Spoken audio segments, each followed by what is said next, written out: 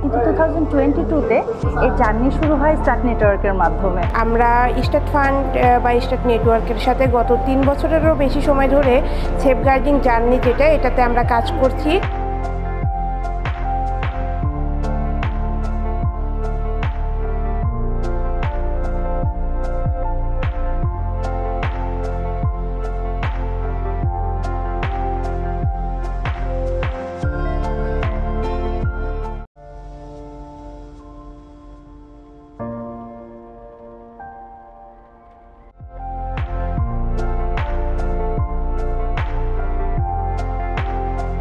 আমাদের নিজেদের কাজের মধ্য থেকে সময় বের করে সেফগার্ডিংয়ের জন্য আমরা কাজ করতে হয়, সময় বের করতে হয়, টাইম টু টাইম এই বিষয়গুলোর সাথে নিজেদেরকে সম্পৃক্ত রাখতে হয়। অর্গানাইজেশনাল ডেভেলপমেন্টের জন্য, অর্গানাইজেশনের স্বচ্ছতা এবং জবাবদিহিতার জায়গাটাকে সুরক্ষিত রাখার জন্য আমরা আসলে আমাদের এই কাজগুলো করি।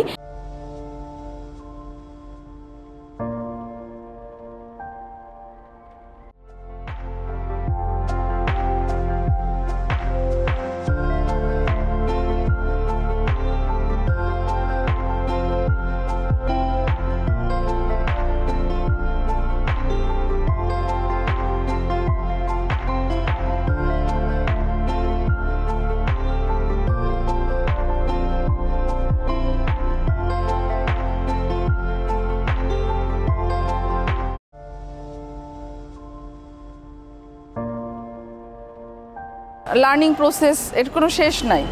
এটা আমরা এক সময় মনে হতো যে হ্যাঁ অনেকটাই আমরা জেনে গেছি, আবার এই 2025-এ এসে কিন্তু এখনও আমরা ফিল করি যে না আরও জানার আছে, এখনও অনেক কিছুই আছে যে আমরা সেফগার্ডিংয়ের ইস্যু দেখতে পাই যেখানে কোনো সেই রকম কোনো বাস্তবায়ন বা ব্যবস্থাপনার ঘাটতিও দেখা যায়। আমার অর্গানাইজেশনের অ্যাসপেক্টে আমি যদি বলি, আমাদের এই পার্টনারদের যে নেটওয়ার্কিং, যেমন বর্তমানে স্টার্ট নেটওয়ার্ক যেটা করেছে, এতজন নেটওয়ার্ক মেম্বার আমরা প্রায়শই এই বিষয়টা নিয়ে বসতে পারি, কথা বলতে পারি, শেয়ার করতে পারি। আমাদের হোয়াটসঅ্যাপে শেয়ারিং গ্রুপ আছে।